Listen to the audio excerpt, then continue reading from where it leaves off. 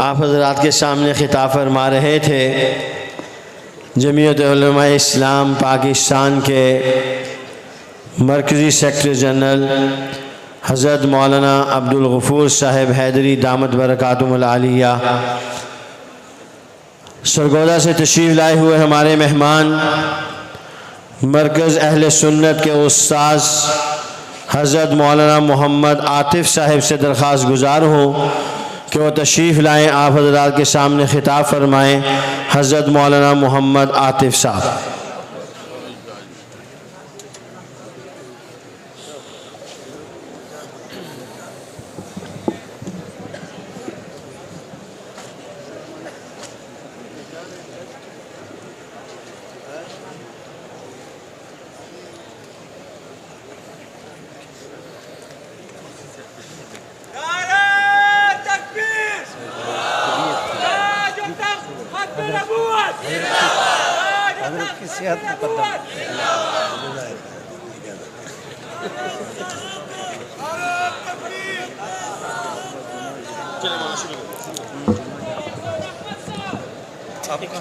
الحمد للہ وحدہ والصلاة والسلام على من لا نبی بعدہ وعلى آلہ واصحابہ الذین اوفوا عہدہ اما بعد فاعوذ باللہ من الشیطان الرجیم بسم اللہ الرحمن الرحیم قل یا ایہا الناس انی رسول اللہ الیکم جمیعا اللہم صلی علی سیدنا و مولانا محمد وعلی آل و اصحاب سیدنا و مولانا محمد وبارک وسلم وصلی علیہ۔ دنیا جہان کے اہل اسلام کا اجماعی عقیدہ ہے سیدنا آدم سے لے کر سیدنا عیسیٰ علیہ السلام تک اللہ نے اس روئے زمین پر جتنے بھی نبی بھیجے ان انبیاء کی نبوت کے بعد نبوت تھی۔ حضور سرور دو عالم صلی اللہ علیہ وسلم کی نبوت کے بعد نئی نبوت نہیں ہے۔ اس کی وجہ حضرت آدم سے لے کر حضرت عیسیٰ تک بھیجے گئے تمام انبیاء وہ ہیں جن کی نبوت کا دائرہ مکان کے اعتبار سے بھی محدود تھا، زمان کے اعتبار سے بھی محدود تھا، افراد کے اعتبار سے بھی محدود تھا۔ وہ خاص جگہ کے نبی، خاص زمانے تک کے نبی، خاص قوم اور خاص قبیلے کے نبی تھے۔ اللہ نے جب میرے پیغمبر کو دنیا میں مبعوث فرمایا، مکان کے اعتبار سے آپ کی نبوت کے دائرے کی حد نہیں، زمان کے اعتبار سے آپ کی نبوت کی حد نہیں، افراد کے اعتبار سے بھی آپ کی نبوت کی حد نہیں۔ اگر بات مکان کی جائے، آمینہ کے لال کی نبوت کا دائرہ اتنا وسیع ہے، مشرق سے مغرب، شمال سے جنوب، زمین سے آسمان، تحت الثری سے سدرۃ المنتہا، فرش زمین سے لے کر عرش بری تک یہ میرے پیغمبر کی نبوت کا دائرہ ہے۔ اللہ کے نبی کی نبوت کے دائرے میں اللہ نے مکان کے اعتبار سے وسعت کتنی رکھی؟ علماء کی موجودگی میں بڑی ذمہ داری سے کہنا چاہوں گا، اس کائنات میں سب سے پہلا مکان جس سے پہلے مکان نہیں اسے کعبہ کہتے ہیں، اور کائنات کا سب سے آخری مکان جس کے بعد مکان نہیں اسے عرش معلیٰ کہتے ہیں۔ میرے پیغمبر کی نبوت مکان اول سے شروع ہوتی ہے، مکان آخر تک جاتی ہے۔ اگر پیغمبر کی نبوت کے دائرے کی بات زمان کے اعتبار سے کی جائے، میرے پیغمبر دنیا کے زمانے کے بھی نبی، میرے پیغمبر قبر کے بھی نبی، میرے پیغمبر آخرت کے زمانے کے بھی نبی ہیں۔ اگر بات افراد کی جائے، اللہ نے پہلے انبیاء کو خاص قوموں کا نبی بنا کر بھیجا، لیکن جب باری میرے پیغمبر کی آئی، اللہ نے قرآن میں اعلان فرمایا وما ارسلناک الا کافۃ للناس، اے محبوب ہم نے آپ کو پوری انسانیت کا نبی بنا کر بھیجا۔ اور بات فقط انسانیت پر ختم نہیں، آمینہ کے لال نے افراد کے اعتبار سے نبوت کے دائرے کی وسعت کو مزید ان الفاظ میں بیان کیا، فرمائے ارسلت الی الخلق کافہ، اللہ نے مجھے تمام مخلوقات کا نبی بنا کر بھیجا۔ انبیاء ہوں گے، نبی میں محمد ہوں گا، امتیں ہوں گی، ان کا نبی بھی میں محمد ہوں گا۔ اگر حجر اور شجر آئیں گے ان کی نبوت بھی، ان کے لیے بھی نبوت مجھ محمد کی ہوگی۔ میرے پیغمبر نے اپنی ختم نبوت افراد کے اعتبار سے نبوت کے دائرے کی وسعت کو کہاں تک بیان فرمایا؟ روایت صحیح بخاری کی، جب مسیلمہ کذاب نے آمینہ کے لال کی نبوت کے دائرے کو محدود کرنے کی کوشش کی،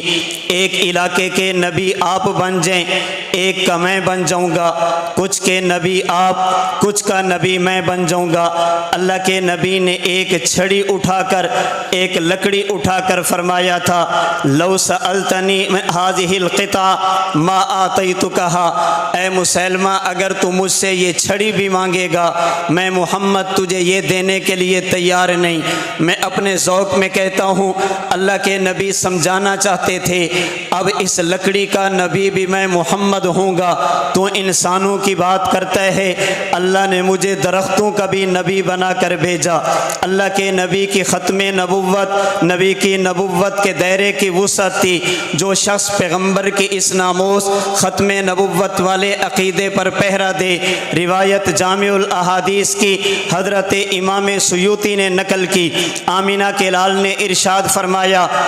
فاز فیروز، فیروز دیلمی نے میرے منکر ختم نبوت کا تعاقب کر کے کامیابی اپنا مقدر بنا لیا۔ اللہ کے نبی کی خصوصیات میں سے ایک خصوصیت، اللہ کے نبی کو جوامع الکلم دیے گئے۔ جوامع الکلم کا معنی آمینہ کے لال ایک جملے میں بہت ساری باتوں کو سمیٹ دیتے ہیں۔ اللہ کے نبی نے فاز فیروز کہہ کر صرف فیروز کی بات نہیں کی، بلکہ اللہ کے نبی نے اصول دیا قیامت کی صبح تک جو شخص میری ختم نبوت کا محافظ بنے گا، میری ختم نبوت پر پہرا دے گا، اللہ اسے دنیا اور آخرت کی کامیابیاں عطا فرمائیں گے۔ پھر امت مسلمہ نے اللہ کے نبی کی ختم نبوت والے عقیدے کا تحفظ کیسے کیا؟ اگر مسیلمہ کذاب اٹھا، حضرت ابو بکر صدیق لے کر صحابہ کرام کو لے کر میدان میں اترے، سینکڑوں صحابہ کرام نے اپنی جان کے نذرانے پیش کر دیے،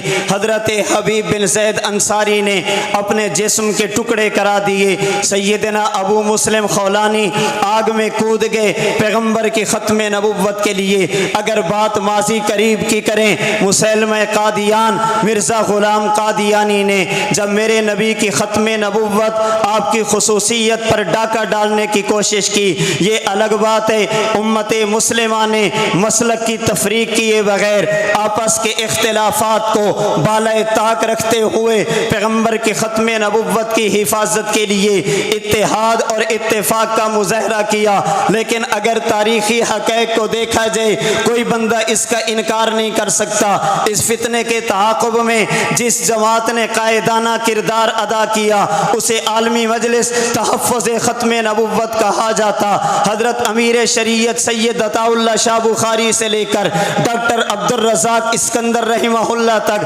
امت کے یہ 8 امراء، جماعت کے 8 امراء جو عاشو سعیدہ وماتو سعیدہ کا مصداق بن کر اللہ کے نبی کی ختم نبوت کے محافظ بنے۔ اگر بات نیب امیر کی جائے، حضرت مولانا محمد یوسف لدھیانوی شہید جیسا امت کا فقیہ اپنے خون کا نذرانہ پیغمبر کی ختم نبوت کے لیے پیش کرتا ہے۔ اگر بات مرکزی شورا کی جائے، حضرت مولانا مفتی جمیل خان صاحب اپنی وفات اور شہادت سے 3 دن پہلے ڈیرہ اسماعیل خان گلگت اور مانسیرے کا سفر کرتے ہوئے خانقاہ سراجیہ سے گزر کر راول پنڈی پہنچے، پھر اسی چناب نگر کے مرکز میں بیٹھ کر اپنی شہادت سے 2 دن پہلے 1.5 گھنٹے تک پیغمبر کی ختم نبوت کا سبق پڑھا کر 2 دن کے بعد اپنی جان کا نذرانہ پیش کر کے بتایا اللہ کے نبی کی ختم نبوت کے لیے اگر جان چلی جائے، رب محمد کی قسم یہ سودا مہنگا نہیں، یہ سودا بڑا سستا ہے۔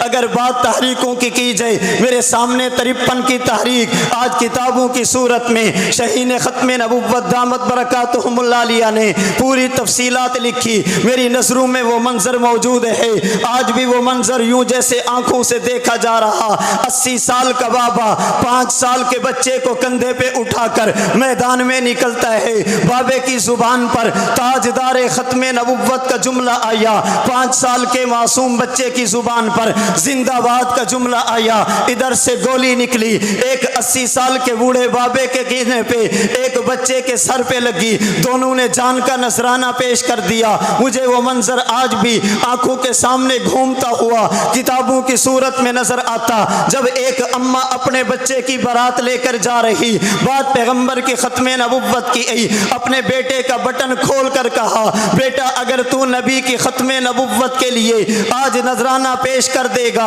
آج اپنی جان پیش کر دے گا، اللہ قیامت کے دن اپنے نبی کی معیت میں تجھے حور عینہ عطا فرما دیں گے۔ پھر جب ایک لین کھینچی گئی اور یہ کہا گیا جو اس لین کو کراس کرے گا اسے گولی سے اڑا دیا گیا، 1 2 نہیں 4 صفحے لینے کراس کر کے پیغمبر کی ختم نبوت کے لیے اپنی جان کا نذرانہ پیش کر کے یہ مجھے اور آپ کو بتاتی ہیں پیغمبر کی ختم نبوت کے لیے امت نے ہمیشہ عظیمت کا راستہ اختیار کیا، امت کبھی رخصت کی طرف نہیں گئی۔ یمامہ سے چلیے 53 اور 74 کی تحریک تک آئیے، امت محمدیہ پیغمبر کی ختم نبوت کے لیے اللہ کے نبی کی عزت اور نموز کے لیے آشو سعیدہ وماتو شہیدہ کا مستاق بن کے مجھے اور آپ کو یہ کہتے ہوئے نظر آئیں گے شہداء نے پکارا ہے تم کو فردوس کے بالا خانوں سے، ہم راہ وفا میں کٹ آئے، تمہیں جان ابھی تک تمہیں پیار ابھی تک جانوں سے، اس جذبہ گلبوسی میں کچھ کانٹے بھی چپ جاتے ہیں، اپنوں کے نشتر سہ لینا، ٹکرانا فقط بیگانوں سے، مجھے اور آپ کو آج ارادہ کرنا ہوگا، اللہ جوانی دیں گے، پیغمبر کی ختم نبوت کی اشاعت بھی کریں گے، نبی کی ختم نبوت کا تحفظ بھی کریں گے، اللہ صحت دیں گے، یہ صحت بھی پیغمبر کی ختم نبوت کے لیے، اللہ مال دیں گے، یہ مال بھی پیغمبر کی ختم نبوت کے لیے، اللہ اولاد دیں گے، یہ اولاد بھی پیغمبر کی ختم نبوت کے لیے۔ اگر آپ اسی ذوق کے ساتھ اسی جذبے کے ساتھ یہ جذبہ لے کر میدان میں اترنے کرنے کا عزم رکھتے ہیں اور ان عالمی مجلس کے اکابرین کے شانہ بشانہ چلتے ہوئے اللہ کے نبی کی ختم نبوت کے تحفظ کا جذبہ رکھتے ہیں، پھر میں اپنے اکابرین کے شاندار ماضی کو دیکھ کر روشن مستقبل کو دیکھتے ہوئے یہ کہنا چاہوں گا اللہ کے نبی کی ختم نبوت کے لیے، اللہ کے نبی کی عزت اور نموز کے لیے اپنی زبان میں آپ کے ذوق کی ترجمانی کرتے ہوئے کہنا چاہوں گا ہم نے ہر دور میں تقدیس رسالت کے لیے وقت کی تیز ہواؤں سے بغاوت کی ہے، توڑ کر سلسلہ رسم و سیاست کا فسوں فقط ایک نام محمد سے محبت کی ہے۔ نعرہ تکبیر، تاجدار ختم نبوت، اکابرین ختم نبوت، عالمی مجلس تحفظ ختم نبوت۔